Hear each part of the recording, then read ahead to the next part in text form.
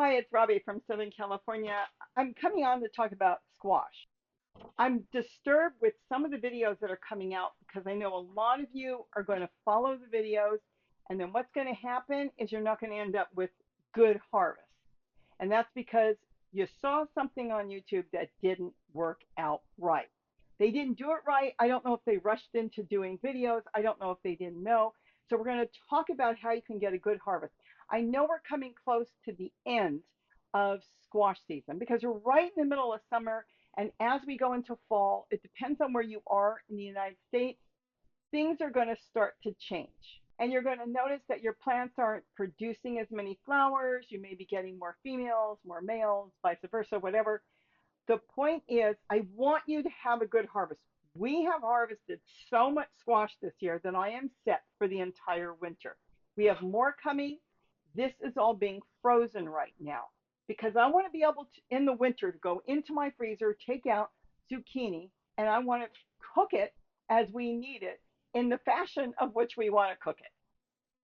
So I'm going to get into this right now on pollinating. Let me do this so I can do double duty as I talk to you because time here is crazy.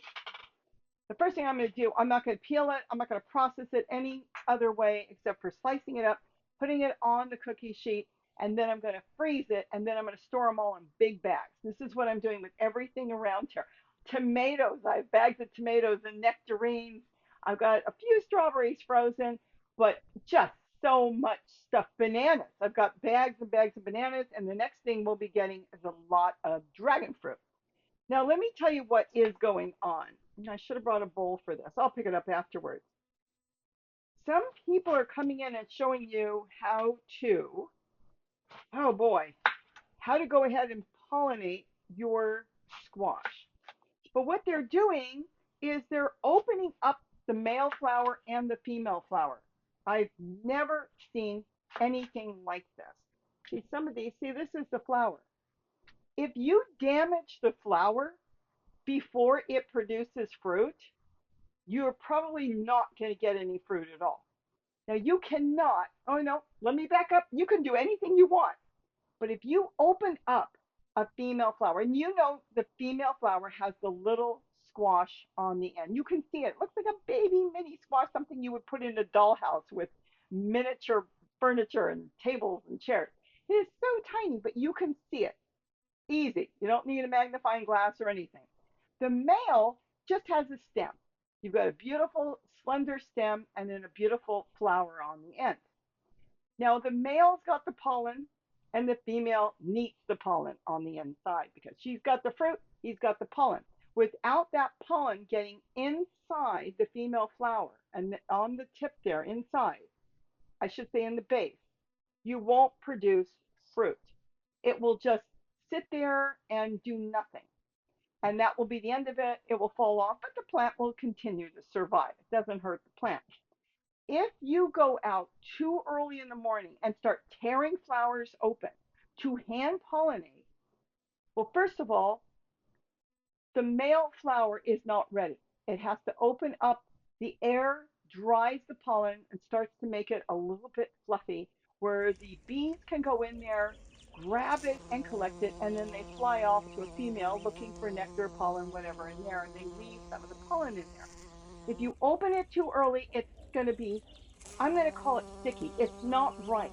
The pollen isn't correct to be put into the female flower. There's a reason why nature opens up the flowers. The same thing for the female. If you open up the flower on the female, that's not ready to accept the male pollen. And most of them, I'll give you 10% might make it. They won't get it. So maybe if you've ever noticed, maybe you're hand pollinating or whatever, you've ever noticed you get little fruit, it starts to grow, it looks like it made it, all of a sudden it fizzles out. It didn't get the pollen correctly. And so it thinks it's got the pollen, it starts to grow, gets about that big, and then just dies. It didn't get enough pollen and it didn't get it at the correct time. There is a proper way when it gets the pollen, and that is when the flowers open. And they generally open at the same time.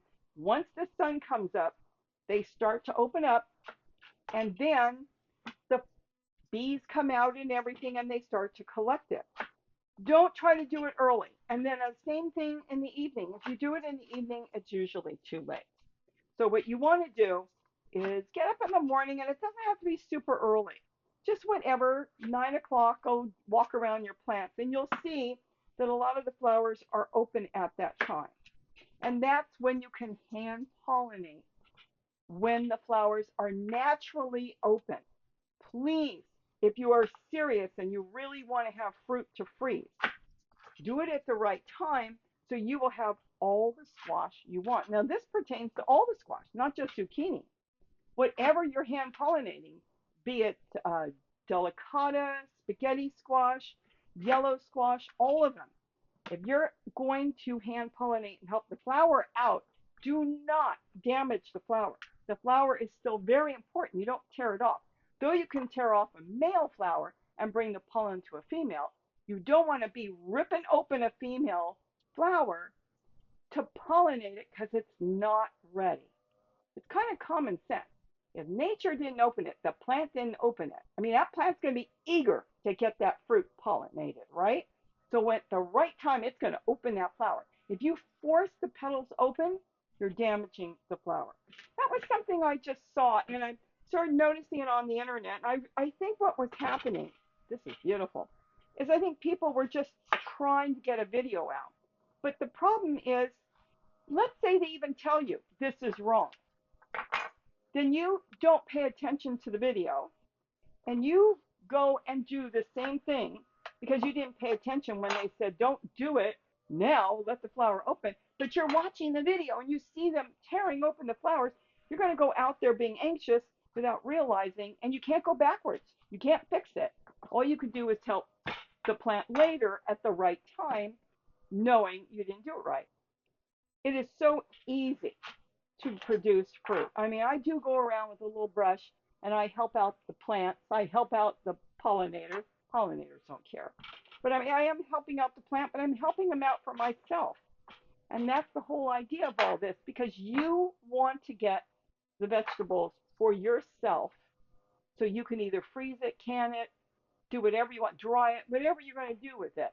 But the point is, do it right and you'll have all the zucchini you want, or other squash, all the squash. As soon as you see the flowers, you can bring a male to the female and you can pollinate it that way, or you can use the brush method that I do. So I just wanted to get that out there because everybody knows how much I love my zucchini more than any squash. I'll tell you something. We're growing for health, not just for enjoyment. It is very important for us to be growing vegetables and food for health. And I want to grow what I eat. I don't want to just grow a bunch of stuff. I grew 50, 100 spaghetti squash ones. I couldn't give them away. Gary doesn't like it. So this year, and I'm going to continue this way, I'm going to grow what we like and we want to eat. And this year it was zucchini. I haven't even planted any delicata, though I liked it. I kind of went straight into the zucchini because I think when I was short in the winter, and I want a nice zucchini, whatever, it could be a zucchini bread, which is a cake, or it could be making my meat dinners more of a vegetable dinner with the meat. You know how I do that? I take ground beef, I start to fry it up, then I either grate or blend, in a blender, chop it up real fine, add that to the ground meat. So now I have not 1 pound of ground meat fried to do whatever I want to do with my dishes. I now have 2 pounds, but half of it is vegetables. You can even add in more. And I'll tell you, the reason I love zucchini is this thing will take over the flavor of whatever you're cooking, be it beef, pork, chicken, other vegetables. And that's why I love it. Where pumpkin, spaghetti squash has its own flavor. So it's either going to balance with whatever you're making or it's going to fight it. So that's why I love zucchini. And that's why I'm always cooking zucchini. And I've brought that up. So I'm hoping I'm giving you thoughts and ideas to do it right so you can grow just as much as you want. Now, like I said, you may keep this information for next spring because some of you might be done. But if you're still growing, please do not rip those flowers open.